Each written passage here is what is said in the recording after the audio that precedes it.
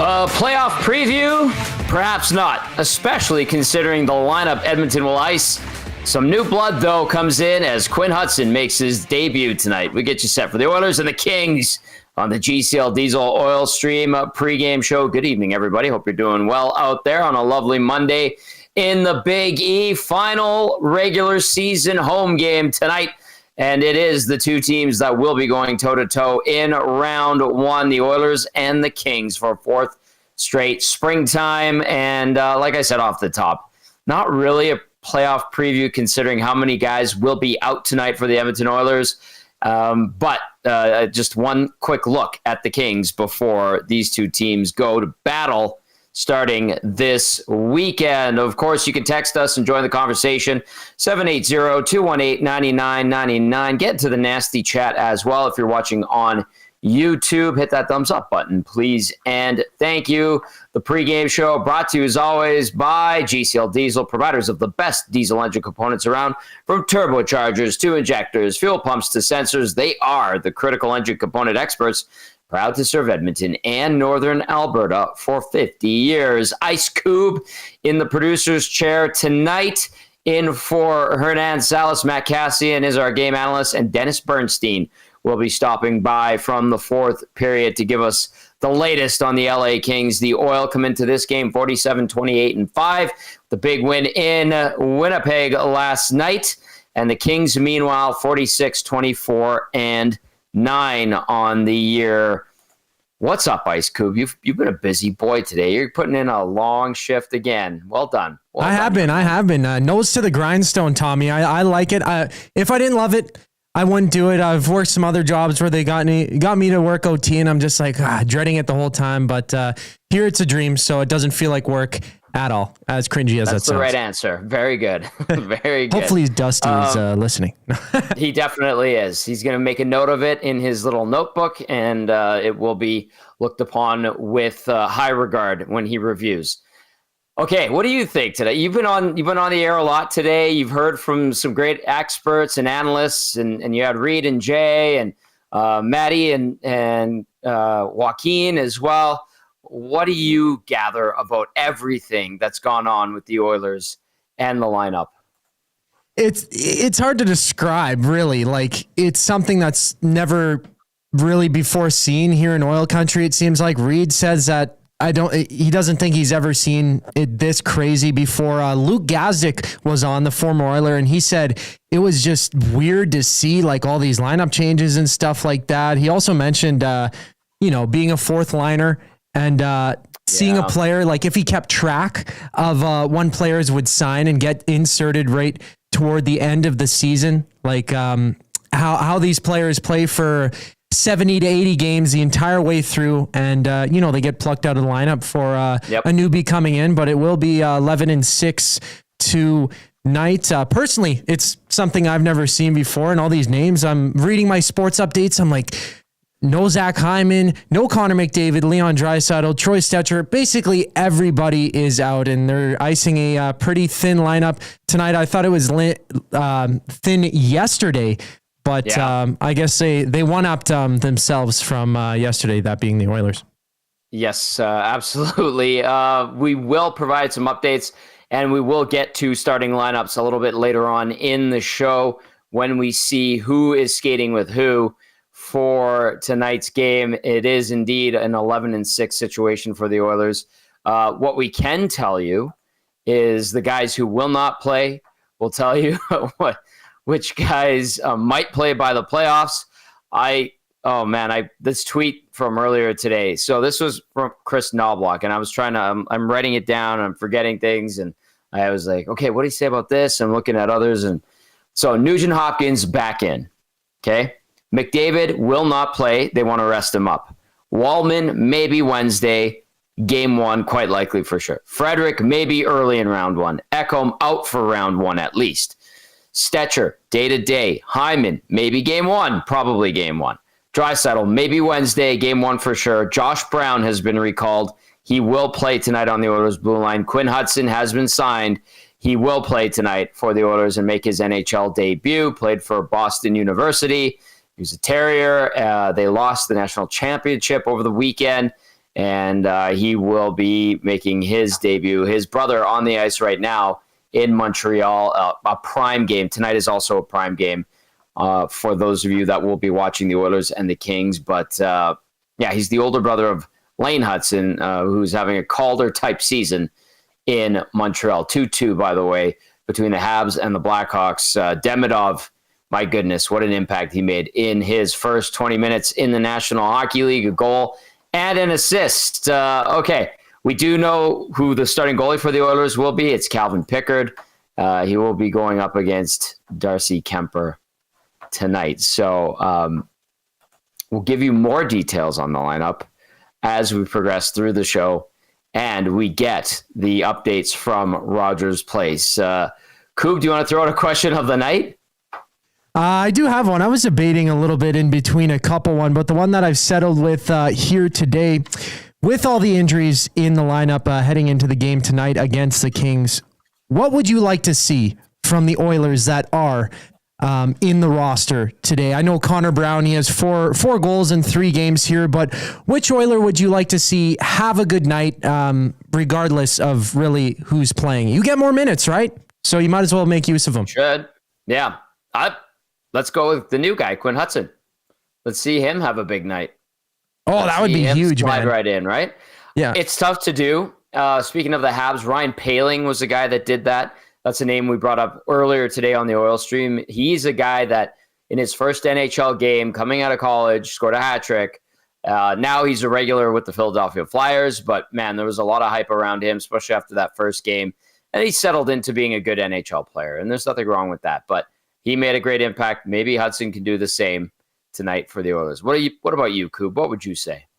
Lane Hutson would be a big one, but somebody who hasn't played for the Oilers in a little bit here and really hasn't seen the ice is Josh Brown. I know he's not a big game changer, but somebody who will be getting those minutes because of those injuries on the back end. Like Klingberg is gone. No Walman today. Ekholm is out. Basically, everybody is gone, and it's looking pretty bleak, I got to say. Got to be honest on that back end there tonight. But to see Josh Brown have a good game would be a positive thing from all the negative that is the injuries hampering the Oilers.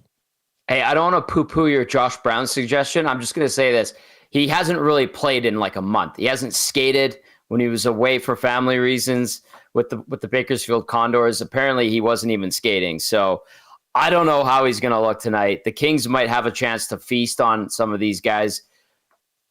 Let's see what they bring. And let's see if the Oilers can put on their big boy pants and go to work again. They did it against the Jets last night. Now, I know the Jets sat a bunch of guys as well. So kind of add that little asterisk beside the win last night in Winnipeg. But regardless, they got the job done. They played a pretty good game. I thought they played a solid defensive game. They played simple. Probably going to need more of the same. LA is a very good team as well. And they have pretty much all of their big guns good to go. So, yeah, I'll go with Hutson. So you're saying Hutson and Josh Brown? Sure. Let's go with that. Yeah. You're going with that? Okay, the brother of Lars Hutson is the younger brother. He's 16, Hutson. I think. There's Lane and Lars, apparently. There's a Lars, too? Yeah, they're their whole family, yeah.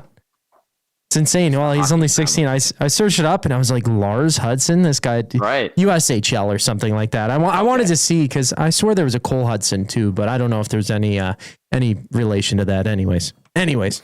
Anyway, let's get to a couple of texts here via the nasty chat. Rob from the Grove says, Jay Skins. Jeff Skinner been playing well lately. Good to see. Chad says, I just want them to not get hurt.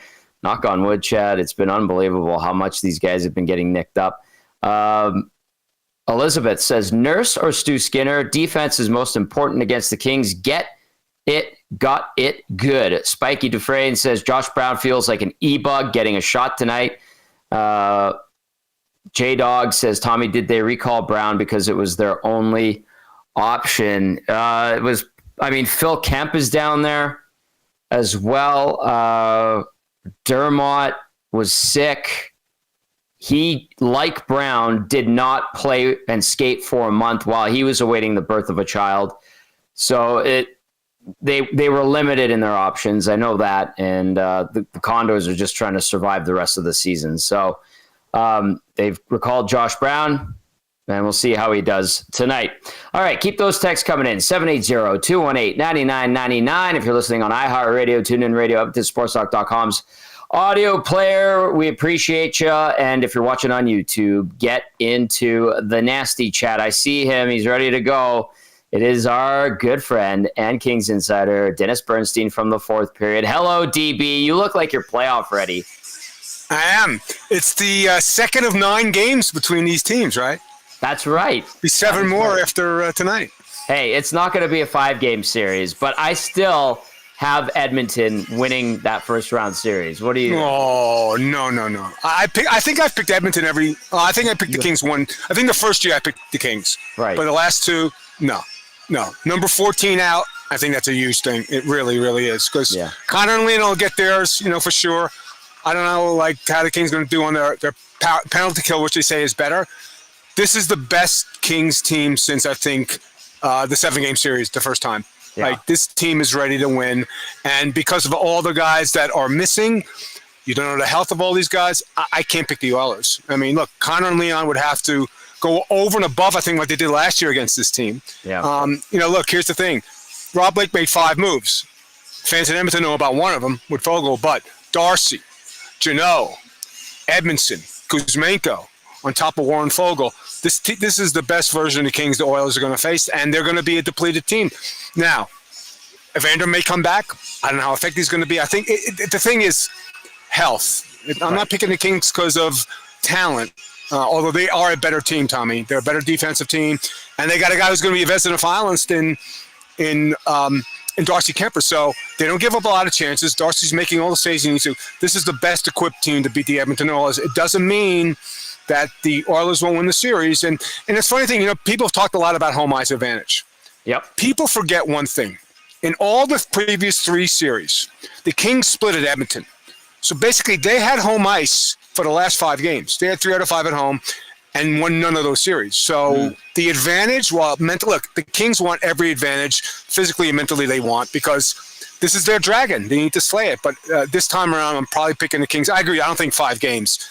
Connor and Leon going out in 5 games, regardless of who the supporting cast is, that's hard to fathom. But I think it's 6, maybe to 7, but I do like the Kings this time around. Hey, speaking of supporting cast, really quickly on the Oilers, DB, I have not seen anything like this. Maybe the end of 06-07 when they had to call up guys from the QMJHL and Sebastian Bisson. Have you ever seen anything like this? Do you recall a lineup this banged up before going into the playoffs? No, but I think some of it has to do with not necessarily this team, but other teams getting a blowback from the 4 nations. Like Brady is out and Matthew's out. Matthew Tkachuk may not play the first round. I think I've never seen these many players rest like you saw last time in Winnipeg. The mentality, Tom, the mentality of these players. They want to play. They want to play. They don't want to sit out. And look, the thing with Connor, he's 1 point away from 100, but he's sitting out. I get it. I understand it. I'd be scared too. Their injury luck is so bad that I would sit these guys. I don't blame Novak for doing it. And Tom, this is a team that still could get home ice. And True. I can't with this. Look, they're still fighting for home ice, and Josh Brown's in the lineup. That's how bad it is. So I have not seen the rash of injury, especially to this team, and the quality of the players that have been sitting out. If they climb this hill this year, the Oilers, it's maybe not as special as last year because that was a very special team. True. But this would be a special accomplishment given the injury list for the Oilers. Hey, if I was the Kings, I'd be ready to feast on Josh Brown. The guy hasn't skated in a month and just got back to Bakersfield. Yeah. So a good situation. All right, let's talk about these LA Kings. A guy that's been a revelation for them since they traded for him out of Philly is Kuzmenko. What does he have, DB? 16 points in the last, I don't know how many games, but why has he been so good after going pointless in the first 7? He got acclimated.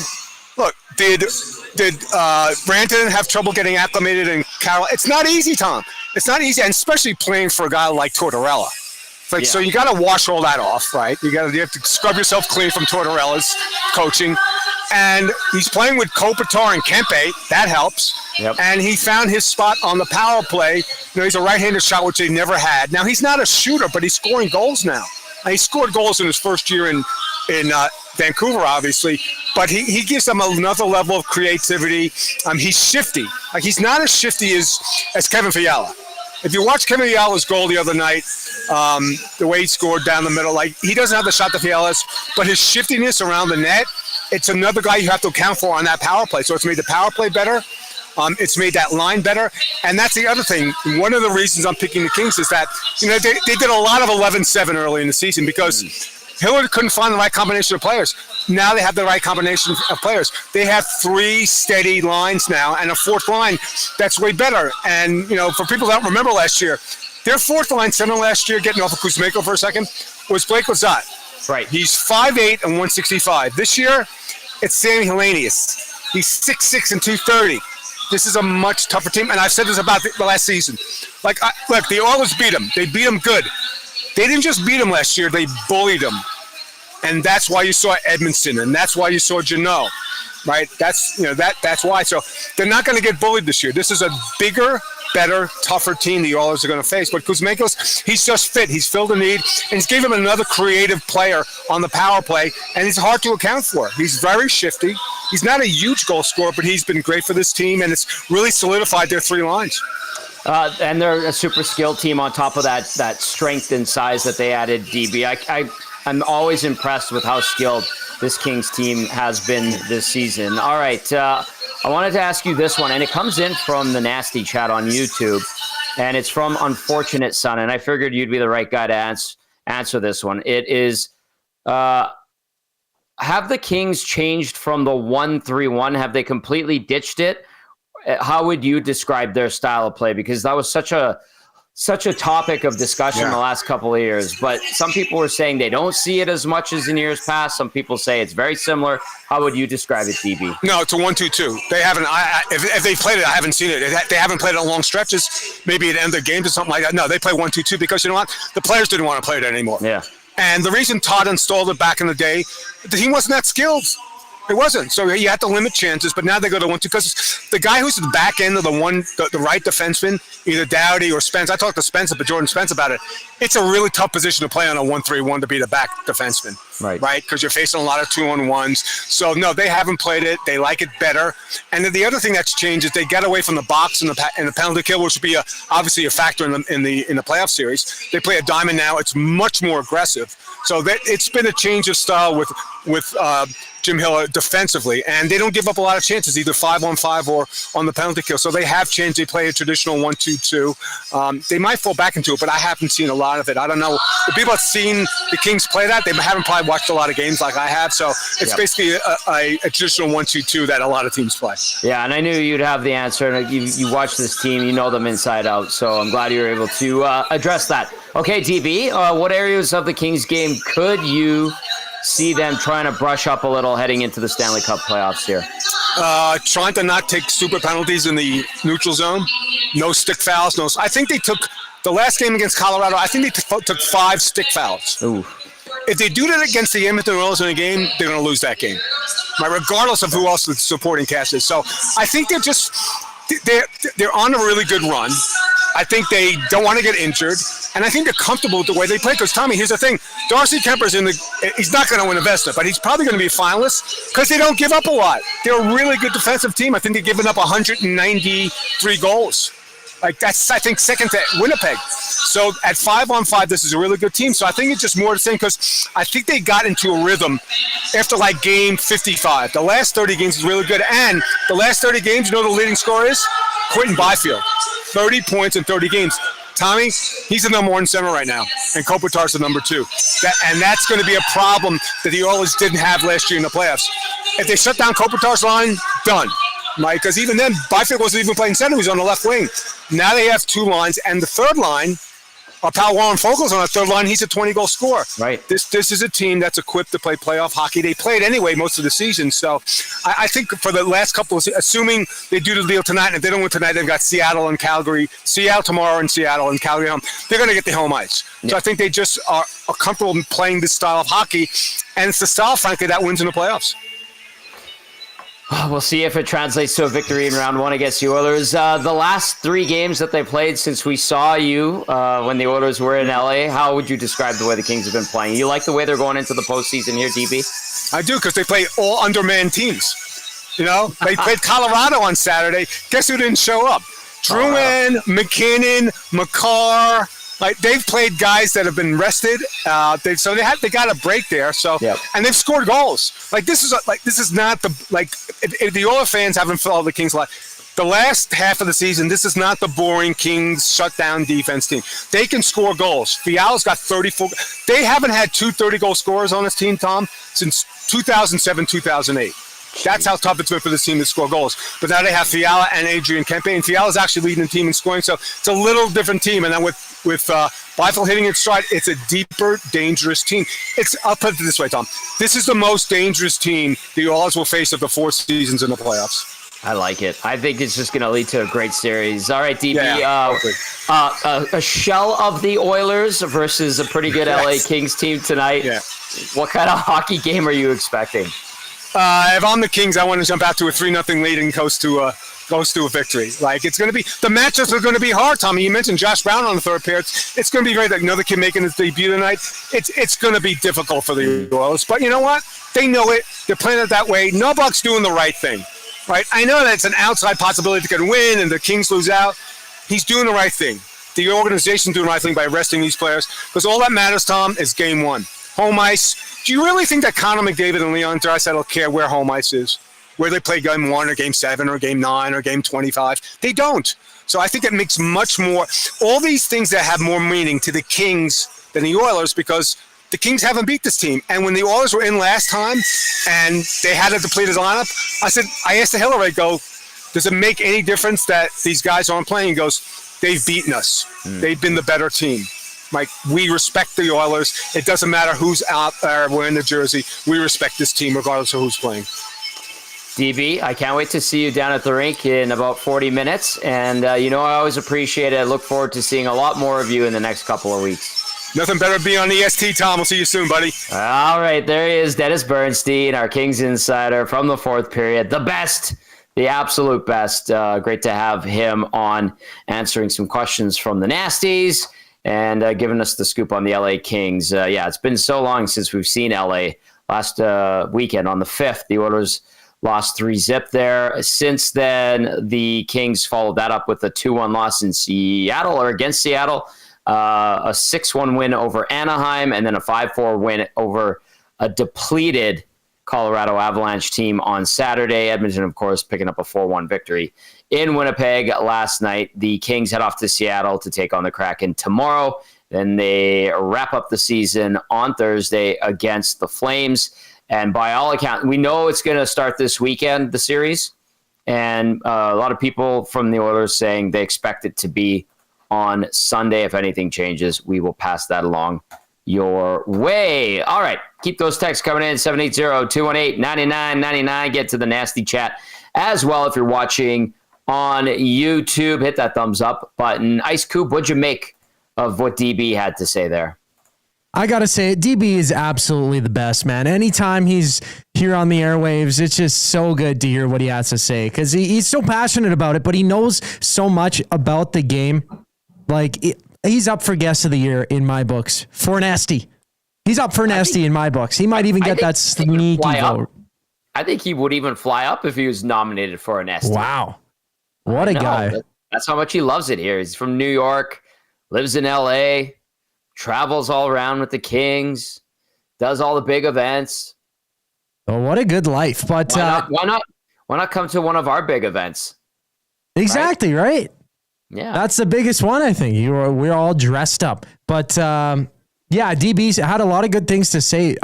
Not having 2 players on your team in a single season to score 30 goals since 07, 08? That's what he said, something like that. Yeah. It's been that long since LA has seen 30 goal scorers in a single season on their team, which is just crazy to me. And they are a lethal team, but to hear that they can actually put, the puck in the back of the net, they're always known for being a great defensive team. That's sort of an element that hasn't really been seen from the Oilers, and to play a 7-game series with that element kind of surprise where the Kings can strike quick like that, it's going to be a little bit different heading into the playoffs. And he highlighted the fact that, Chris Knobloch, it's smart for him to rest players heading into playoffs. And I guess I brought up to Reed today, I'm like, is that a little bit of like management? And I know there's injuries and stuff like that. People are fighting through things, and every team will rest the players right down the stretch. But Tommy, I just want to hear, like, what are your thoughts on that in a game like this where, sure, you could still fight for second in the division to get that home ice to rest your players, Connor McDavid and company? Listen, they're at the point now where if it's in the best interest of the team for those guys not to risk it, get extra rest, and to go on a long playoff run, then sure. I know I was listening to that conversation talk about load management earlier today, and I know, and Reed was right. Reed was talking about like the Kawhi Leonard year in Toronto, and that really became a thing. And now anytime a player sits out, we go, is it load management? And that's a valid conversation. But I think in this instance, for this Oilers team, with how things have gone for them, it's probably for the better that they rest these guys. Load management, whatever you want to call it, they need it, because game 83 is what matters, right? Game 83 is what matters, especially even if it's a divisional opponent and you can get home ice. I think DB was right saying it doesn't really matter when they play home ice. They just want to be healthy and primed to go for the postseason. Yeah. By the way, that 07-08 season where the Kings that last had 2 30-goal scorers, do you want to guess who they were? Well, let me think that far back. Okay. Would have Kopitar been on that team? He's one of them. It would have been Kopitar, and then who's that other? Because I'll give you a hint. He's their old captain. Their old cap, Dustin Brown. Dustin Brown. No way! Oh my gosh! Hey. Yeah. Dustin Brown and Anze Kopitar. Oh my gosh! That's right. Yep. That was a long time ago. All right, we got a couple of texts to get to before we bring in our game analyst, Matt Kassian, who is just about ready to rock.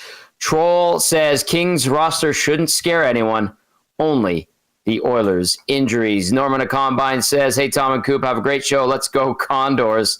Yes, well said, Norm. Rob from the Grove says, good evening, Tom and Zach. Tom, have you ever remembered an Oilers team that had so many injuries? Because I honestly can't. I think 06-07, that was the year they traded Ryan Smith. They had so many injuries that they were calling up Sebastian Bissaillon from the QMJHL. I'm looking at the roster right now.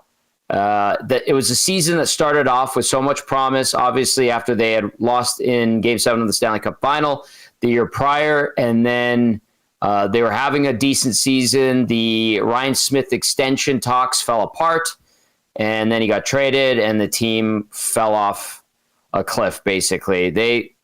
Holy smokes, they have so many guys. I'll name some players that were on that team. Even though Smitty did not finish the year in Edmonton, he played 53 games for the Oilers. He had a point a game, and he still finished tied with Peter Sikora and Ales Hemsky for most points on the team. They had guys like Patrick Thorson on the team, Toby Peterson, Daniel Sharnquist, Marc-Antoine Pouliot. They had Jan Hayda, Matthew Waugh. They had Danny Sivret. Rob Schremp played a game. Alexei Mikhnov played 2 games. Sebastian Bissaillon played 2 games. Brian Young played 15 games.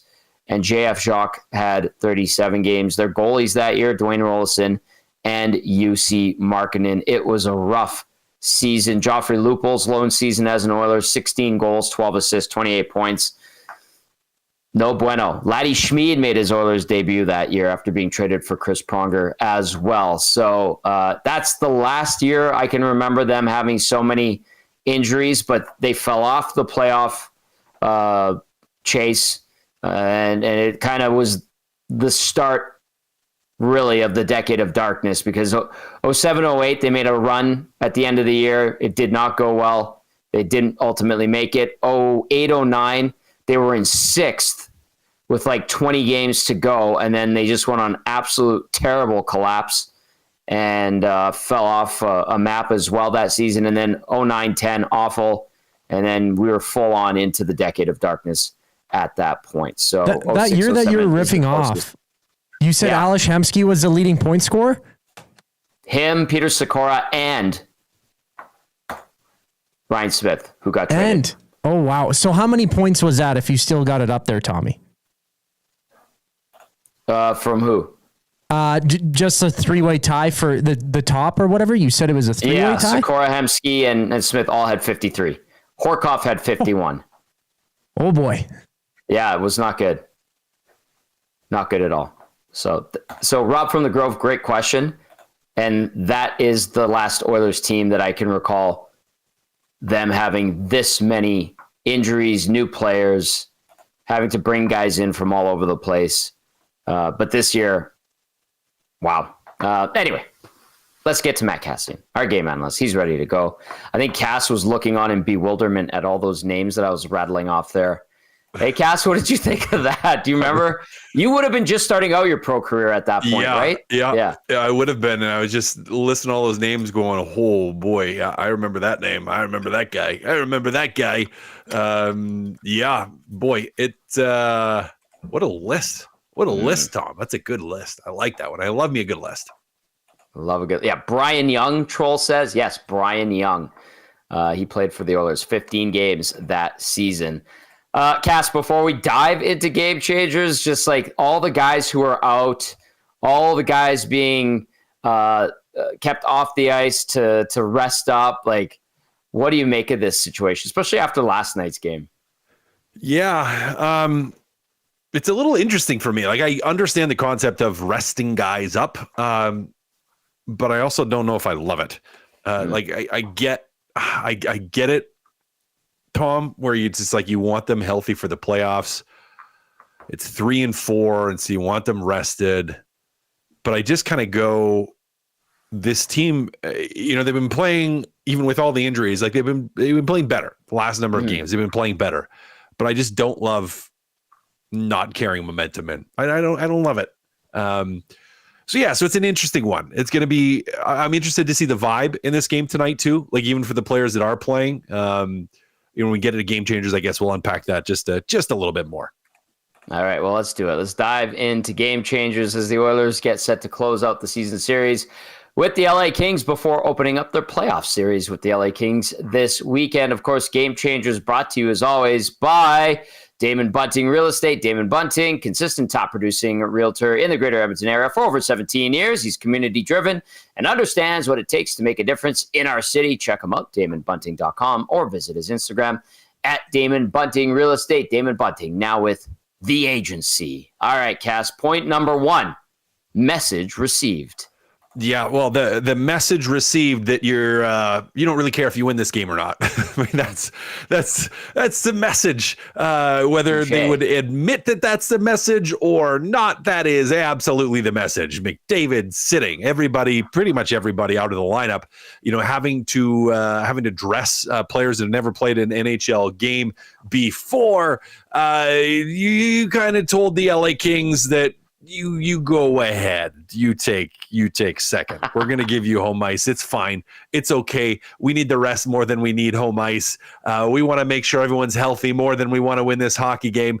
But you get Ryan Nugent-Hopkins stepping back into the lineup. But for the Los Angeles Kings, I mean, they got to look at this and kind of go, okay, all right. Like, they're sitting McDavid. They really aren't playing that. And good, bad, or indifferent, the Edmonton Oilers guys are playing with one less body than you can play with, which is just kind of crazy. But yeah, sending the message from the organization that maybe we need to take this night off. And I know that not everyone gets to take the night off. Connor McDavid does. He does.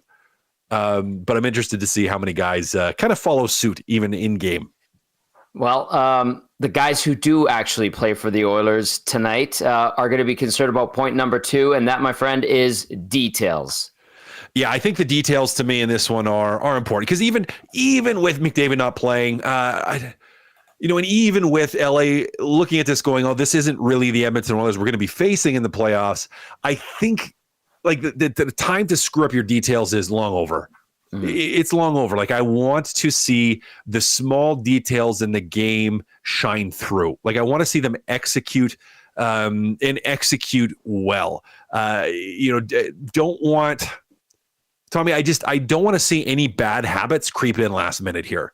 And the reason I started with point one with them, the management sending a message of, okay, we're just going to kind of not try to lose on purpose, but we're not going to try to win on purpose either. It kind of scares me in that I don't want to see any of those details sag, because as a whole, defensively in particular, this group, which has been beat up and battered, has found ways to play pretty solid defense the last little bit. Like, they've helped out the front of the net, cleared out some rebounds. They haven't had as many breakdowns on the rush chances against, especially the last couple of games. And Tom, I'm a little nervous that that'll start to slip tonight. And I don't want to see it slip. I want to see them carry that forward so they can carry it into San Jose and then carry it into LA for the playoffs.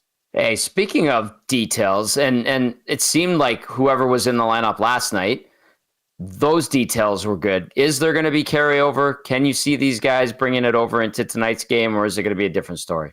I think it's I don't know. It could be. I mean, really good, really detailed game. You also had McDavid just plugging away again out there and playing really well. And that line playing really well. Now you get Ryan Nugent-Hopkins stepping into Connor McDavid's spot, but that Skinner McDavid Brown line looked fantastic and did quite a bit of work. So could it carry over? Of course it could carry over. With McDavid coming out, I don't know. I don't know if it will. I mean, it's, McDavid's out. Like, let's just look at all the factors here. McDavid's out of the lineup. Draisaitl's out of the lineup. Ekholm's out of the lineup. Hyman, Frederick's out of the lineup. Yep. Kane's still out of the lineup. Like, everybody and their dog is out of the lineup, and you had to travel. You would have got in late, and it's back to back, and it's a late game, right? Like, this is a 9:30 game for where they were playing yesterday. Correct. Or a 9 o'clock game, 9 o'clock game for where they were playing yesterday. Well, basically 9:30. Let's call it 9:30. The puck doesn't drop till like 8:22. It's essentially a 9:30 game. So it's like you have a lot of reasons to pack it in. And then when your team and your management kind of communicates that we're going to pack this one in, I don't know. I don't know if it carries over. And that makes me nervous, not for tonight, because whatever tonight, but just for the habits that they carry forward into the playoffs. I don't know. I don't love it. This is wild. It is game changers with our game analyst, Matt Kassian. Point number one, message received. Point number two, details. Point number three tonight, Cass, neutral zone efficiency. Yeah, and even with Walman out and Hyman out and Stetcher out and Ekholm out and Draisaitl out and Klingberg out and Frederick out and Regula, I guess we never seen him, but he's out, and Evander Kane out, and Connor McDavid out. Even with all those guys out, I still would like to see, the LA Kings, they don't play that 1-1-2 or they 1-3-1. Yeah. Right, like they play more the 1-2-2.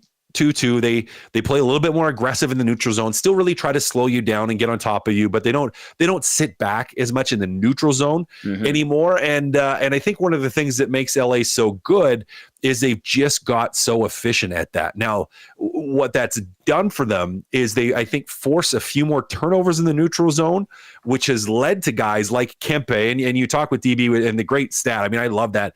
The two guys the first time in years to get 30 goals on the LA Kings, but it's enabled the Kempes of the world to be able to find some offense, and to be able to score in transition. And Kopitar, I mean, he's going to continue to do Kopitar things. He's another guy that's found ways to score in transition. And Quentin Byfield, who scored over 20 this year, and in a hefty portion of that in the second half of the season.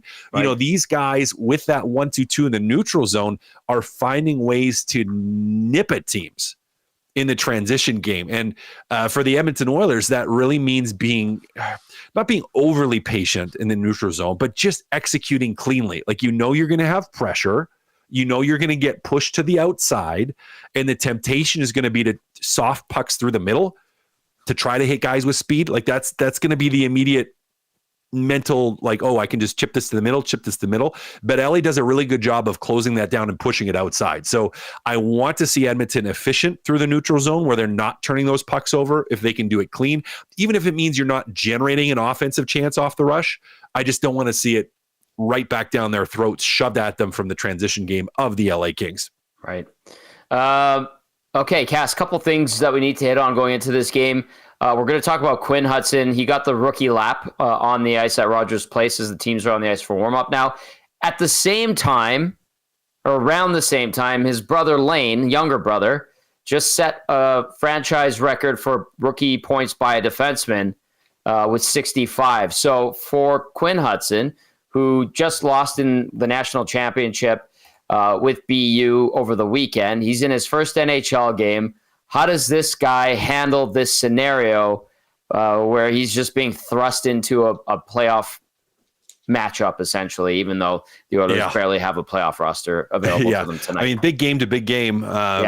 You're coming off we'll call it the high and then the low of losing a huge game.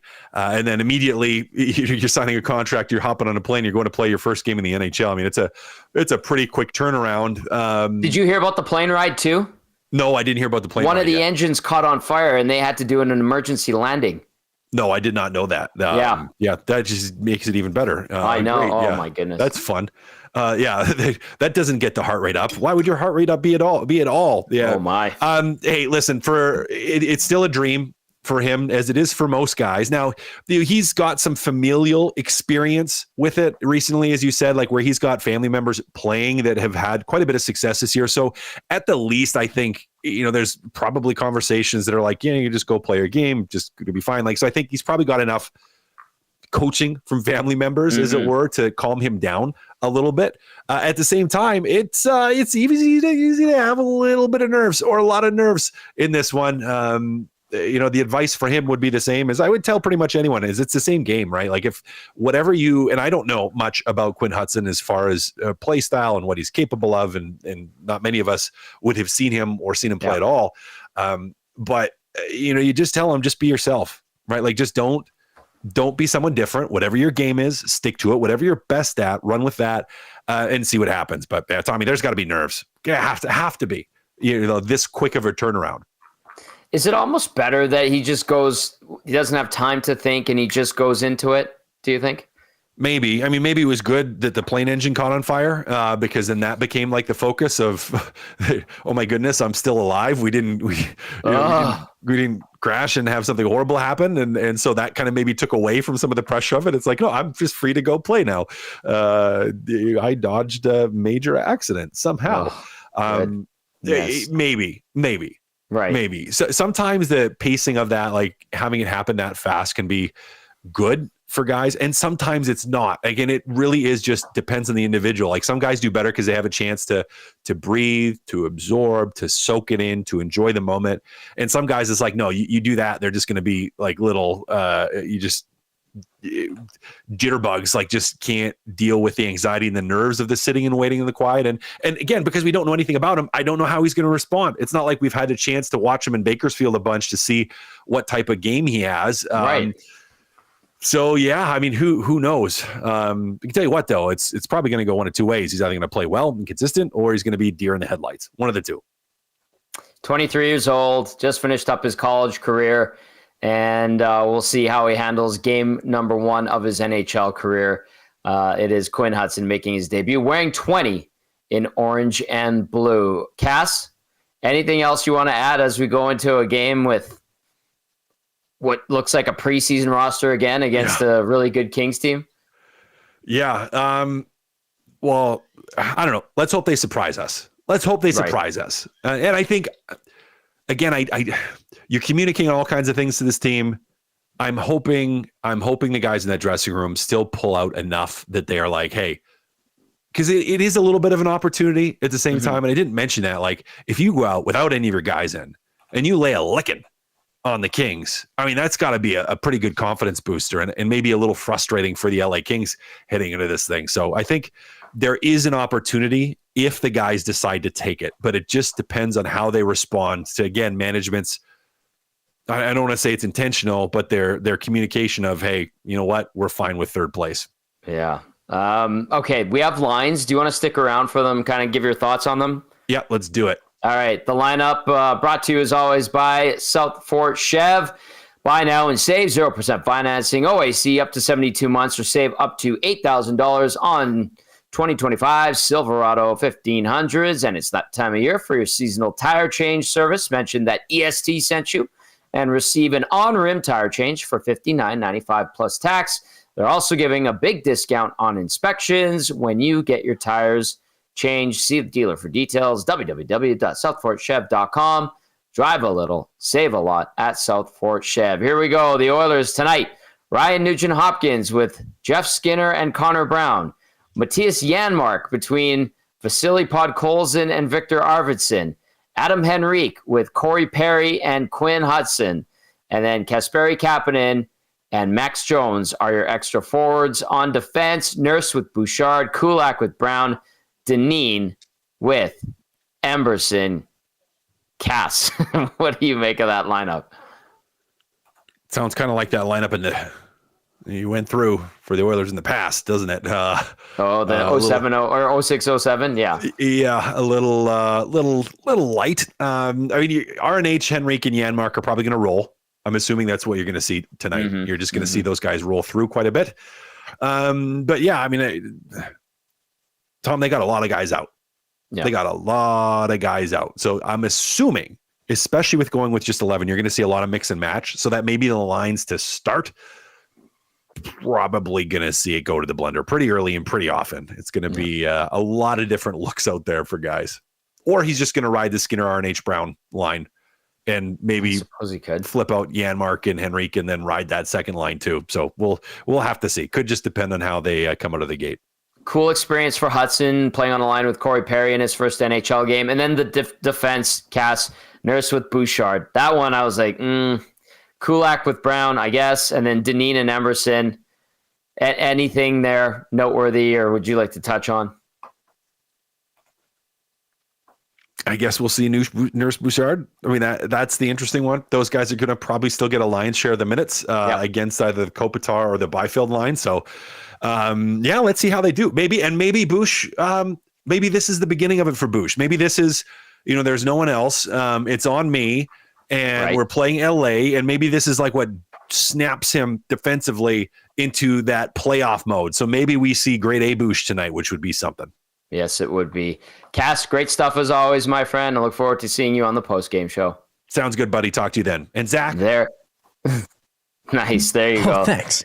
Matt Kassian, our game analyst with Game Changers, brought to you as always by Damon Bunting Real Estate. All right, we need to get to starting goalies right away here as we get you set for this game. It's all over the map for the Oilers the day before his 33rd birthday. Or maybe he has 2 more days till his 33rd birthday.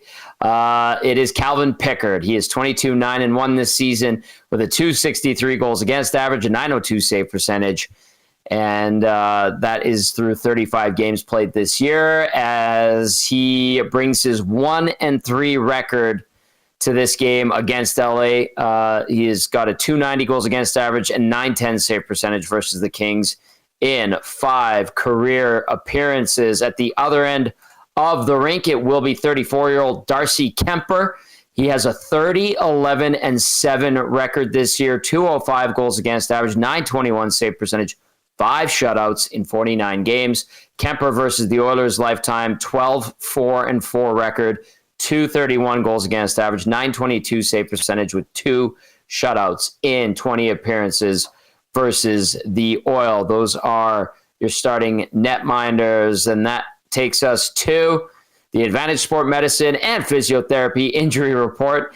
If your back hurts more than your pride after a triple bogey, it's time for an assessment at Advantage Sport Medicine. Book your assessment today at www.advantagesportmed.ca or call 780-460-9977. Let me get my breath here. Here we go. For Edmonton tonight, Jake Walman, day-to-day, undisclosed. Zach Hyman, day-to-day. Troy Stetcher, day-to-day. Mattias Ekholm, lower body. Leon Draisaitl, day-to-day, lower body. John Klingberg, IR, lower body. Trent Frederick, day-to-day, ankle. Alec Regula, IR, knee. Evander Kane, LTIR, abdominal surgery, and knee surgery. No McDavid tonight. He's being rested and will likely play that last game on Wednesday in San Jose. Here we go now with the LA Kings and their side of things when it comes to their injuries. Joel Edmondson, day-to-day, upper body, and Tanner Jeannot, day-to-day, undisclosed. A far cry from what we're dealing with the Oilers. Wouldn't you say, Koob? Yeah. I'm looking at that the lineup that was tweeted out just a bit ago here, a few minutes ago. It's just like, woof. Oh boy, man. I don't expect a lot from this game here today. It's not like how'd I put this? It's not like it's a make or break it kind of game. I understand exactly why, you're not putting your big guns out when you really don't have to. It's not like the Oilers are still fighting to clinch. They clinched. They're going to be in the playoffs. They know who they're playing. They're really looking forward to that in the playoffs. But one thing about tonight's game is really, depending on the outcome, does it really change your view of the playoffs? Because it isn't the Oilers what you're going to see in the postseason. It's not going to be the same lineup whatsoever. Right. So does it really, if they get shellacked 7-0, is it going to change your opinion of the series to come in the playoffs Unlikely. At all? Yeah, I don't think it does for me either. It's not a playoff preview tonight with this lineup, which is unfortunate. I guess I don't know. For if I was somebody going to the game, it would be a bit unfortunate to not see McDavid or Leon Draisaitl, but it's understandable. Yes, indeed. All right, couple texts to wind things down. The Oilers and the Kings, fourth and final meeting this season. A depleted Oilers lineup going up against a pretty healthy LA Kings one. I saw a couple here. Liquid Beaver texted in and said, hey, Bernstein is going to be awfully disappointed come May 1st. Scalding Gourd says, that season in 06-07 was so bad, I'm pretty sure I was in the pregame skate. Just in case. Scalding Gourd, what a year. Andrea says that discussion about the 06-07 team was way too depressing aside from the Hemsky talk. And then Troll, also in regard to the 06-07 season, says, out of protest for the Ryan Smith trade, I stopped cheering for the Oilers for the rest of that season. I'm still kind of bitter about it. That text earlier was right, too. Good luck, Bakersfield. I think that was Norman at Combine who said, "Good, let's go Condors." Yeah, this has a preseason lineup written all over it, basically, and we'll see how the Oilers can manage the LA Kings tonight. Andrea says, lucky Jason gets to go to the game tonight. We'll see if Jason has fun tonight, Andrea. Hopefully he does, as the Oil and Kings get ready for the end of the week, and the end of the week will be much more exciting, and the Oilers should have a much more fulfilled roster with their superstars back in tow, but that won't be the case tonight, as I'll read it one more time. I've got the lineup one more time for you just to remind ourselves. Ryan Nugent-Hopkins centering Jeff Skinner and Connor Brown. Matthias Janmark between Vasily Podkolzin and Victor Arvidsson. Adam Henrique with Corey Perry and the newly signed Quinn Hutson. And you've got Max Jones and Kasperi Kapanen as your extra forwards. On defense, Nurse paired up with Bouchard, Kulak with Brown, Dineen with Emberson, and that is Josh Brown, recently recalled from Bakersfield. They had to send Philp and Ryan down today. Calvin Pickard is your starter. Stu Skinner backing up. Skinner, pretty good last night. Didn't see a lot of rubber against the Jets, but was solid in that return to action. And he will back up Calvin Pickard, who's put together a really, really solid season for the Orange and Blue. All right, that's going to do it for the GCL Diesel Oil Stream pregame show. A big thank you to Dennis Bernstein for hopping on. A big thank you to everybody who listened on iHeart, TuneIn, of course, EdmontonSportsTalk.com's audio player, and to those who watched, you guys are awesome. We appreciate you so very, very much. For Ice Koob, Zachary Kubusch, and our game analyst, Matt Kassian, I'm Tom Gazzola saying enjoy the Oilers and the Oilers and the Kings in what will be the two teams who face each other in the playoffs, not necessarily this Oilers roster consisting of a lot of Bakersfield players. All right, that's going to do it. Ciao for now. Enjoy the game.